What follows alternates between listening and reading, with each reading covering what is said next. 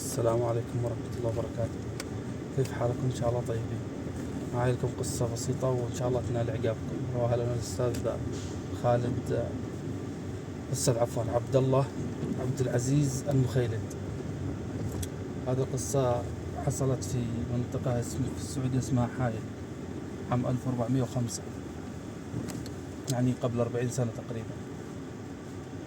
هذا واحد كان يوصل خواطر للجامعة، وكان هو لسه في المدرسة ثانوية، فكان يروح الصباح يوصل خواته ويرجع من المدرسة، يروح المدرسة، وبعدين إذا رجع المدرسة بدري يرجع قبلهم، فيجلس ينتظرهم عند المدرسة عند الجامعة عفوا إلين يخلصوا، يأخذهم يروحهم كل يوم على هذا الطريق.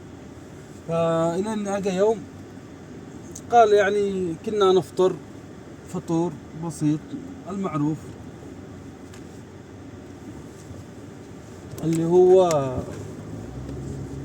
قرصان، يسمونه قرص أو قرصان، أو يعني مثل ما تقولوا ملوقة مثلا، تمام، ملوقة باليمني أو كذا، أو ملوح كذا، يعني ما نعرف غيره والله. يقول ما نعرف غيره، خلاص هذاك شاهي ولا أي حاجة، وخلاص هذا هو فطورنا اللي نعرفه من يوم ما عرفنا نفسه. الزبدة كان يوصلهم، وكان كل يوم يروح ينتظرهم ويجلس لين يخلصوا ود وصلهم روحهم. كان يجي وقت الشمس وقت الظهر يروح عشان يعني يتغطى من الشمس، يروح عند أقرب عمارة ويجلس ينتظرهم هناك، يعني في عمارة تكون فيها ظل، ويجلس ينتظرهم هناك لين يكمل. فقال لين مرة وقفت عند عمارة ولاحظت إنه يعني جنب عند السيارة في شباك حق البيت.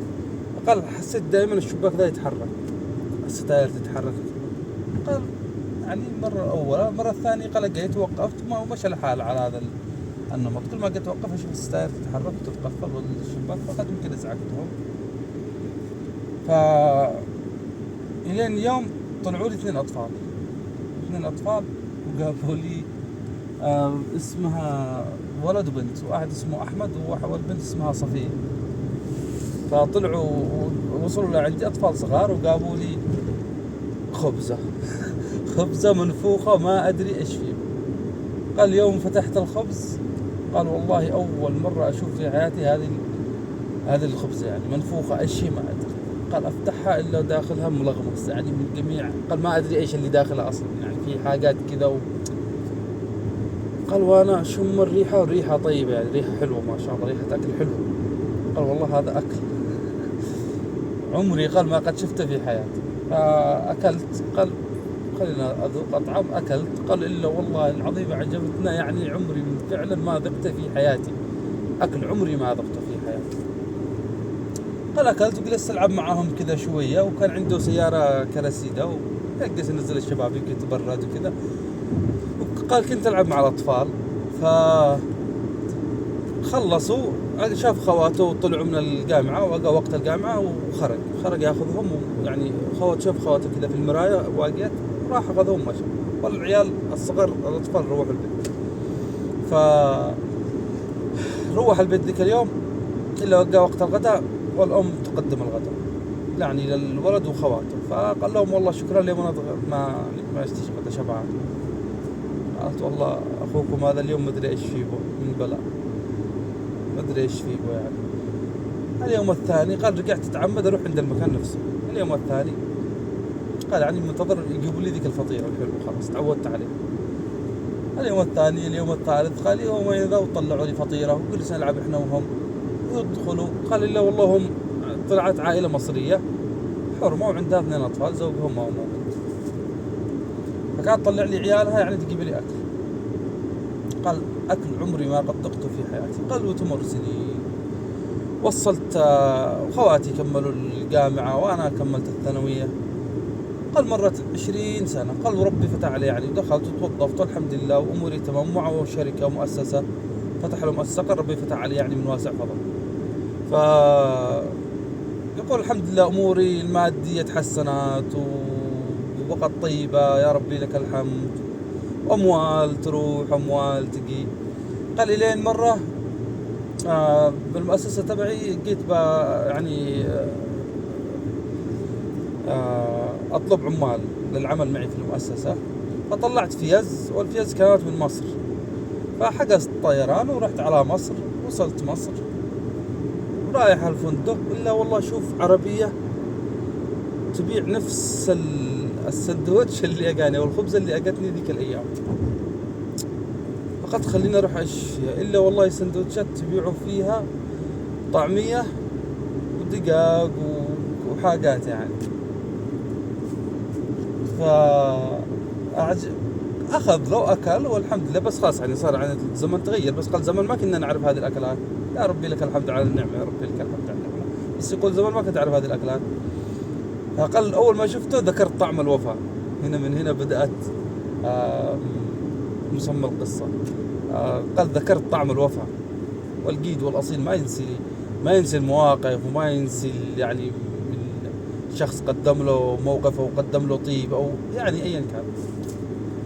فقال والله ذكرت طعم الوفاء. فاتصلت، قال على واحد في السعودية، هو الآن في مصر، اتصل على واحد في السعودية وقال له لو سمحت طلب، أنت في حائل، روح لمكان فلان عند الجامعة وعمارة كذا، وروح اسأل لي عن عائلة مصرية، صور لي وارسل لي العمارة وأنا بقول لك يعني في عائلة مصرية هناك، ادخل ودق العمارة وشوف إذا هم موجودين أو لا. فراح دق العمارة وقال له بعطيك حقك يعني حق تعبك وكذا وراحتك وجيتك، وإذا طلعوا موجودين عاد يعني ابشر باللي تشتي.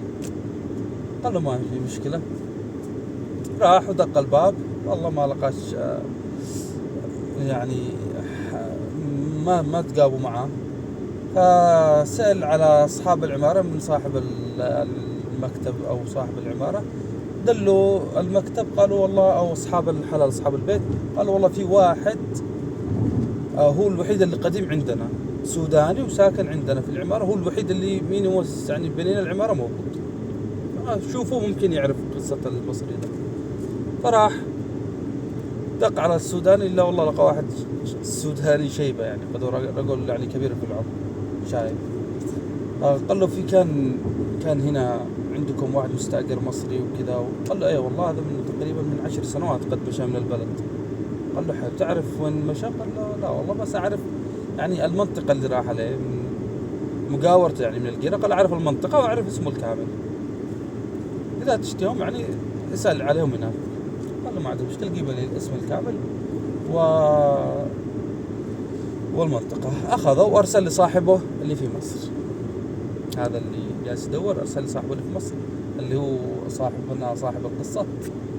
فقال أخذت الاسم وأخذت المنطقة ورحت اتجهت للمنطقة اللي القرية، أو يعني شبه قرية، يعني شبه مدينة شبه قرية كذا يعني حديثة شوي. فراح هناك وسأل، لقى له واحد، قال له سمحت تعرف واحد كان مغترب بالسعودية له 25 سنة ورجع هنا البلد عندكم وكذا، واسمه كذا، معه ولد بنت قال له والله هذيك بيته. سبحان الله العظيم. قال له شكرا كثر الله خيرك، وراح اتجه للبيت. قال انا وصلت عند البيت والله ما ادري ايش اقول، هم بيذكرونا ولا ما بيذكرونا؟ قال والله ما ادري ايش اقول لهم. قلت لكن دق الباب وتوكل على الله. فدق الباب وخرجت لهم واحدة حرمة كبيرة يعني ما شاء الله مليانة. السلام عليكم. وعليكم السلام.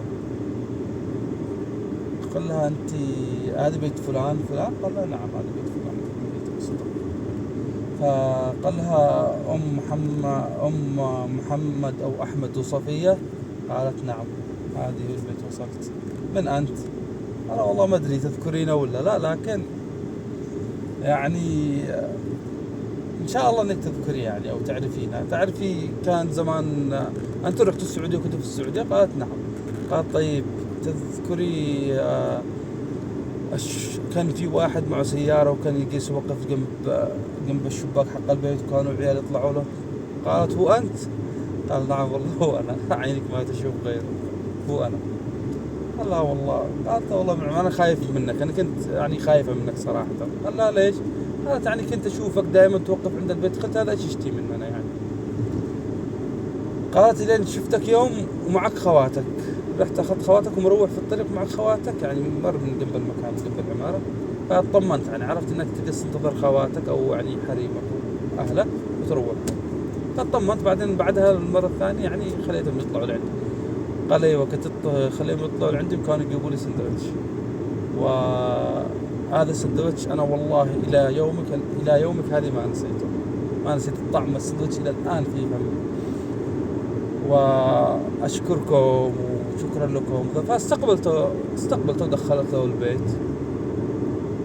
عندها، وسألها كيف حالك كيف حال زوجك وكيف العيال. قالت والله الزوج توفى من فترة، والبنت تزوجت، والولد موجود يشتغل في منقرة خشب وما خشب تقريبا وكذا، يعني ورشة الزبط. قال لها الله ييسر لكم وذا. وشاف يعني البيت شعبي قديم وامورهم يعني فجلس انتظر. قال لهم يعني هم بيجوا هنا وكذا ياقوا وكذا. قالت ايوه الان بيجوا، هم قريبين.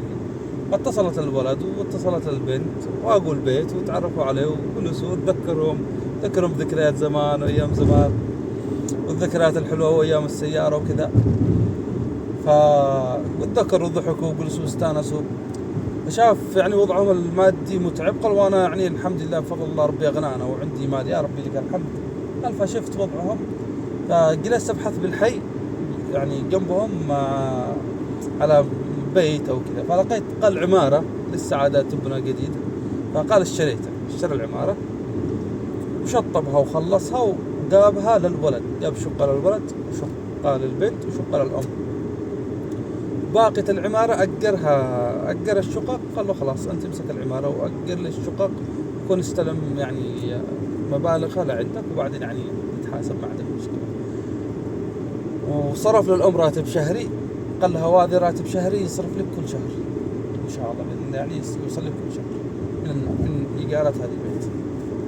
الله يجزاها الخير يعني. فقالت يعني كثر الله خيرك وذا. قال لها أنا طعم السندوتش اللي جبت لي إياه والخبزة هذيك اللي ما كنت أعرف إيش اسمها في هذيك الأيام ما راحت في بالي. وهذه طعم الوفاء فعلا. يعني في رجال ما يعني أو ناس يعني ما العيش والملح عندهم عزيز وغالي والله. يعني سبحان الله العظيم، سنين راحت وسنين جت بس ظل في ذاكرة الشخص هذا ما راحت. والأطفال بالذات هذا الشيء تظل عند الأطفال ما ينسوا هذا الشيء أبدا. يعني الطفل إذا جيت أعطيته 5-10 تستهون فيه أو لعبة أو أيا كان أكل شرب شوكولاتة ما ينساها أبدا، يجلس في عمره لين يكبر سبحان الله. بس فنستفيد إن شاء الله من هذه القصة يعني إن الواحد يعني كل واحد من عندكم يعني من المشاهدين يسترجع ذكريات أكبر منه سنا اللي أعطاه أو اللي قابله وقدم له، يزوره يتصل له يتفقده. حتى باتصال مش ضروري يكون يعني لك إنك تروح تقضي غرضه ذا، اتصال والله اتصال يكفي. بس حبيت أشارككم هذه القصة التي عجبتنا، وإن شاء الله تنال عقابكم. وفي أمان الله. لا تنسوا تدعمونا بالاشتراك في القناة. في أمان الله.